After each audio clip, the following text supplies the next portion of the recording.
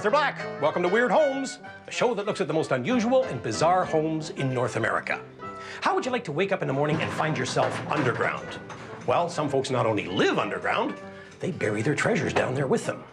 For our first stop today, would you believe a subterranean dome home? And then there's the Marble Lady's place. It's full of millions of marbles. Biggest marble collection anywhere, and it lives underground with her. And finally, we'll take you down an 85-foot mine shaft to the Salon de Majik. A treasure trove of some of the greatest magic paraphernalia in the world. Oh yeah, these homes are worth digging into. Let's take a look. Beam me up, Scotty? No, this is how you get into Glenn Young's house. But coming into Kathy's home is more like sliding into home plate. And at Ken Klosterman's place, it's strictly come as you are. Monkey business is optional.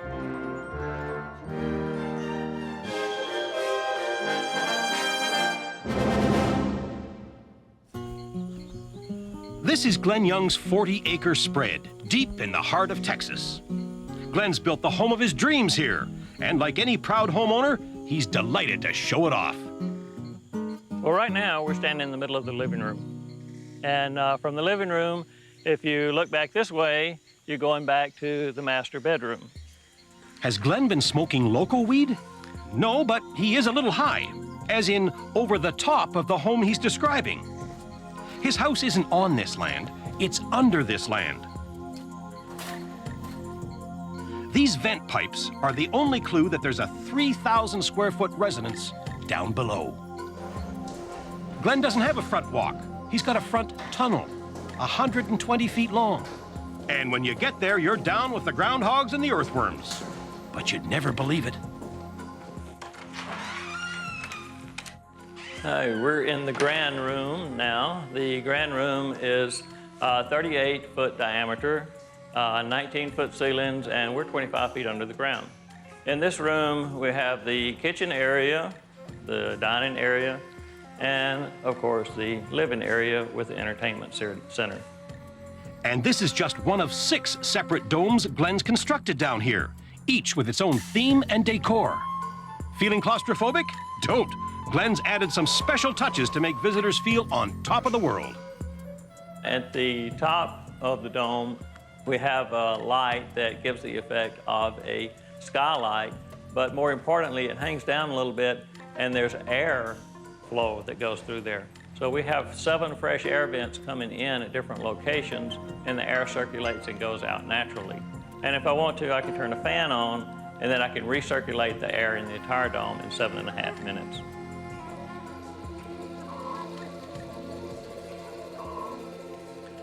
And this is the master suite. The master suite is a 32-foot diameter dome. It's a dome in itself.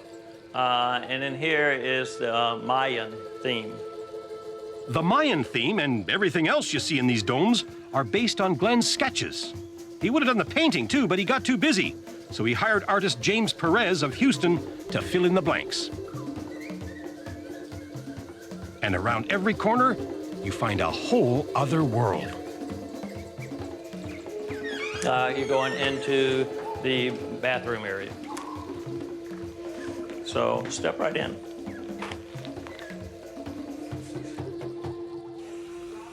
Glenn started out by renovating old houses and renting them out. He got into domes almost by accident. My girlfriend told me about, she had been to a conference and she learned about domes. She says, come on, you've got to go see this dome and everything. I said, no, I'm not really interested in that and everything. And so she kind of twisted my arm and I went to a conference and learned all about the domes. I said, hey, this is really great, I like this. He sure did. Glenn liked it so much, he started a company specializing in domed homes. He says he can put up a dome for about the same price as a conventional 4 walls and a roof house. But because there are no right angles, domes are incredibly strong and safe. And when the weather turns bad, that's when a dome really pays off.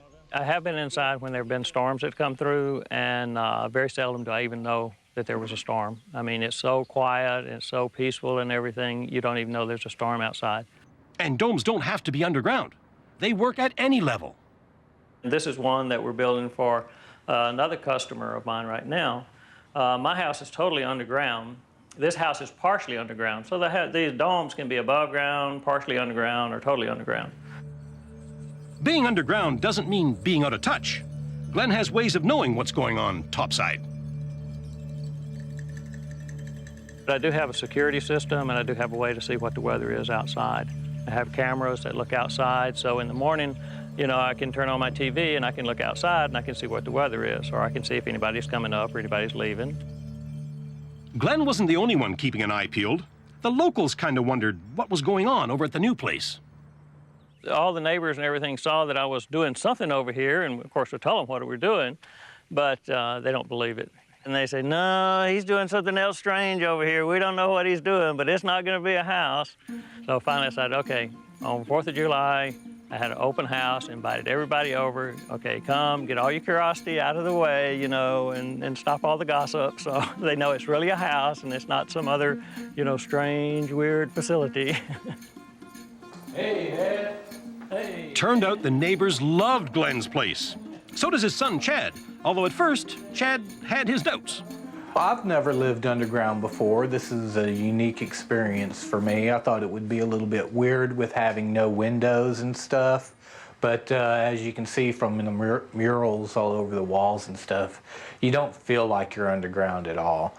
We've had a few people come over to visit, and they were very claustrophobic, and they stood at the front of the entrance of the tunnel and said, oh no, I can't do this. And after a little while talking to them and coaxing them and holding their hand, finally got them to come inside.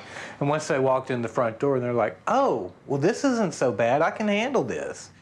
Just about everybody warms to Glenn's underground abode once they get inside. And for those who still feel antsy, well, there's a place to relax. The meditation dome is very small because it doesn't need to be large. It has a 10-foot diameter. As you can hear, it has a little bit of an echo to it.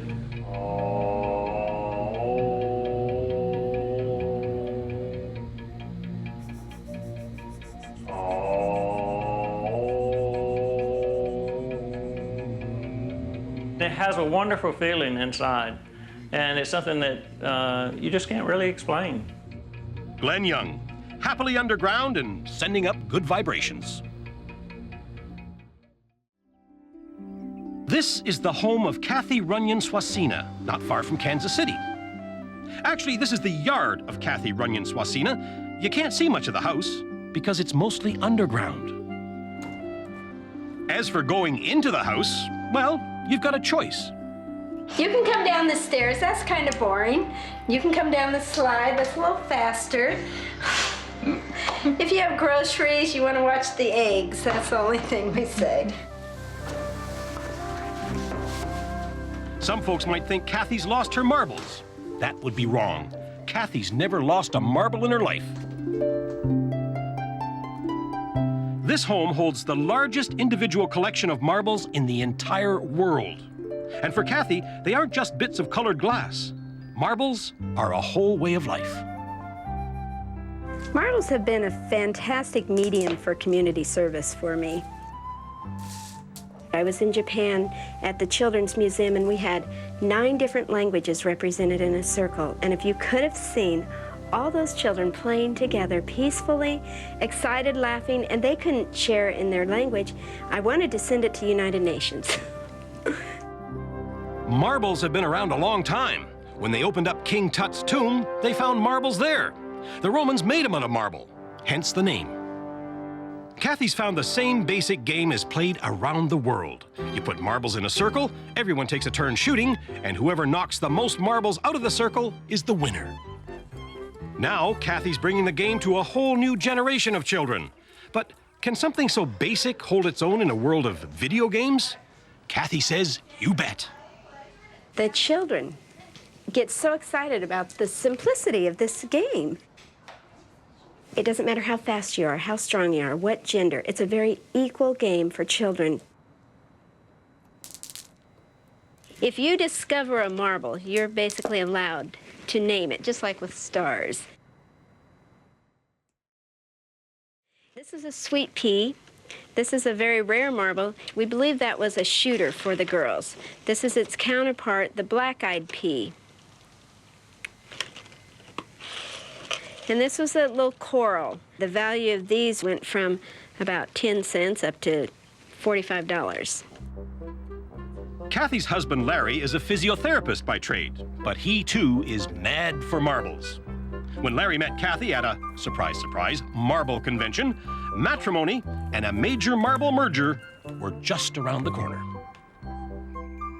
So, Larry, where do you keep your marble collection? Well, we're in the basement of our house, which is really our whole house.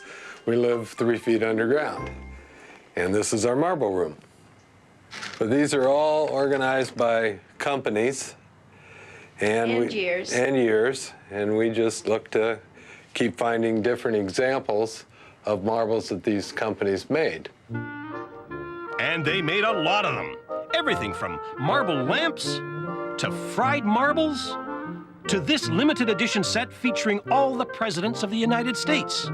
It was a gift from the creator to the marble lady. But don't be fooled into thinking this is a tame sport. Marble maniacs can get pretty rowdy. We were at a convention a couple of weeks ago. A group of us got arrested at 1:30 in the morning for playing out in the hall. Not arrested, but apprehended and sent back to our rooms. You can't even play marbles at 1:30 in the morning at a marble convention. Obviously, Kathy and Larry didn't lose their cool, but they are about to lose their marbles. Go for them. Well, not exactly lose them. They're giving them away. They're building an addition onto the Toy and Miniature Museum in Kansas City, and we've donated our collection to that museum. And it will have not only the marbles, but a lot of the related items, then be able to share it with marble collectors, the general public, so they can learn and appreciate marbles. The folks at the Kansas City Toy Museum sure appreciate the marbles. Kathy and Larry's collection has been valued at over $2 million. So what's going to motivate the marble lady once the marbles move out of the house? Not to worry. Kathy's found another collectible, and his name is Charlie. I tried to start a fan club for him, but his sponsor said he couldn't have one. So I started the Sorry Charlie, No Fan Club for You Club. Thought that was the epitome of rejection, to be turned down by your own company to have a fan club, their mascot. So we now have about 7,000 members around the world, and you have to have been rejected and survived to be a member.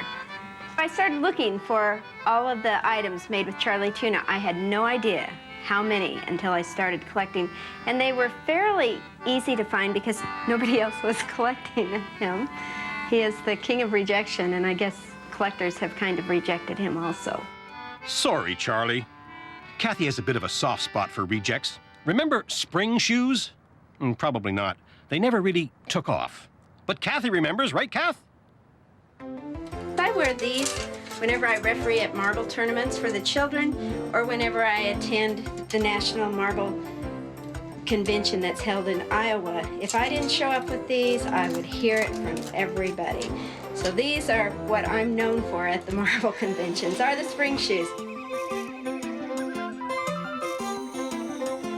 Kathy may never completely grow up, but her 5 children have, and that could mean a whole new crop of potential marble fanatics, including Kathy's first grandchild, Aubrey. Kathy's no physician, but she does practice marble medicine. She knows how to buck up anybody who's down in the dumps.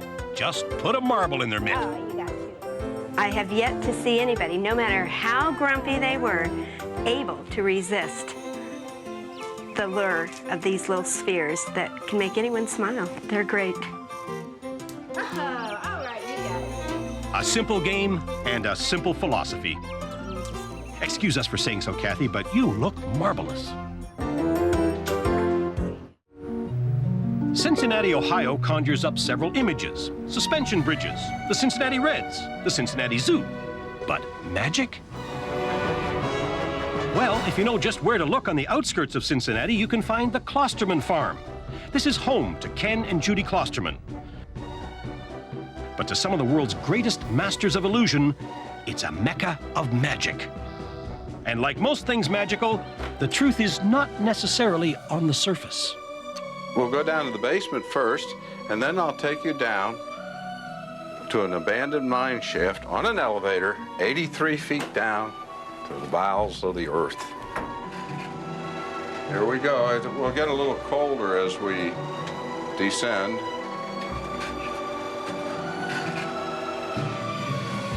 And when the elevator door opens at the bottom of the mine shaft, hey presto, gateway to a kingdom that Ken calls his Salon de Majik. And now enter the Victorian room of the Salon de Majik. What you see are historical pieces of some of the world's greatest magicians. Ken Klosterman's been mesmerized by magic all his life. His uncle was a magician, and at age 9, young Ken began conjuring too. Since 1968, he's been collecting historical magic memorabilia. Today, his collection is known around the world. Here's Carl Germain. In my opinion, he was greater than Houdini or greater than any other magician ever to perform. Had he performed longer and not gone blind, the world would know him as the Houdini of today.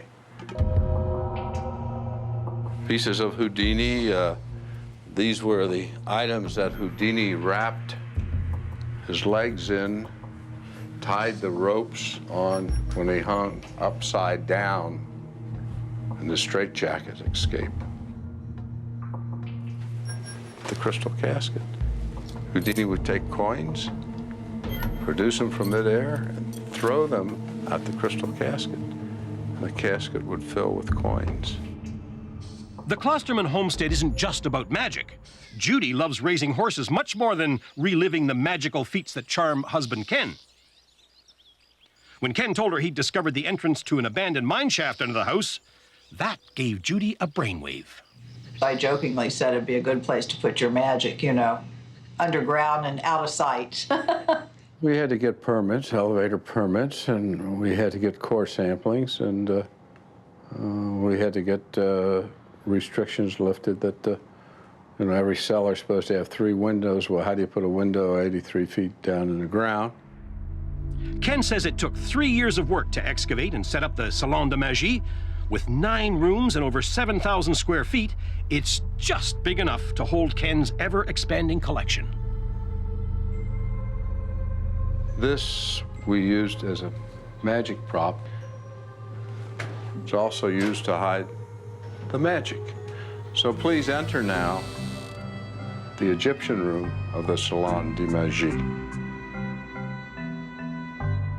You've asked, why is this called the Egyptian room? The Egyptians had the earliest form of magic. The linking rings, the cups and balls, they were the magicians. It was a monumental job moving all Ken's magic memorabilia into the new underground sanctuary, but Ken's friend and fellow magician Steve Ferris was there to lend a hand. And when it was done, Steve stayed on to become curator for the collection. Well, welcome to the theater of the Salon de Majik. This is where local magic clubs meet, where local performers come in and rehearse their acts. Many of the seats here have engraved plaques, and these plaques represent famous magicians who have sat in these particular seats and watched a show. David Copperfield, Harry Blackstone, Max Howard, Penn and Teller. A lot of famous magicians have been here over the years. I'm going to try and use this table to ask the spirits, if I rest my fingertips lightly, to give us a sign of their presence. Spirits, if you are present, give us a sign, give us a sign. And I feel a slight rocking motion. Well, it must be a playful spirit.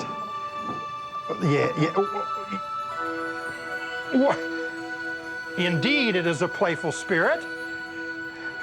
Indeed. Indeed, rest spirit, rest spirit, rest spirit, rest spirit. Well, weren't we glad it was a nice spirit? And very glad you didn't ask him to take us for a drive. Up next, moving a wall with just one finger. This is the inner sanctum of Ken Klosterman's Salon de Majik, the séance room, where Ken communes with the spirits of magicians past. But he doesn't have to go into a trance. Luckily, many historical tricksters also wrote books. Most of these books are autographed by some famous and not so famous magicians. Houdini, interesting. 1926 in July, Houdini died in 1926. He writes, "And all is well." Clearly, Ken's as happy as Houdini with a set of trick handcuffs. But wife Judy, well, she's happy for Ken, but a lover of magic, she's not. It's certainly his baby, and he loves it, so therefore I like it, but most women do not like magic. So I'm along with most women. To most people, they're familiar with a few names of magicians like Blackstone or maybe Thurston or something.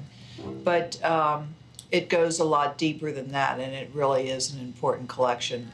The best about it is to be able to share my collection with other people. That I like to do. I love to tell people about my magic. Even more, Ken Klosterman loves to show people his magic, preferably in an enchanted magic emporium at the bottom of an abandoned mineshaft. Elsewhere underground, you might encounter Larry and Kathy hard at play, shooting marbles. Or there's Glenn Young's subterranean abode. It's not hard to find. Just follow the light.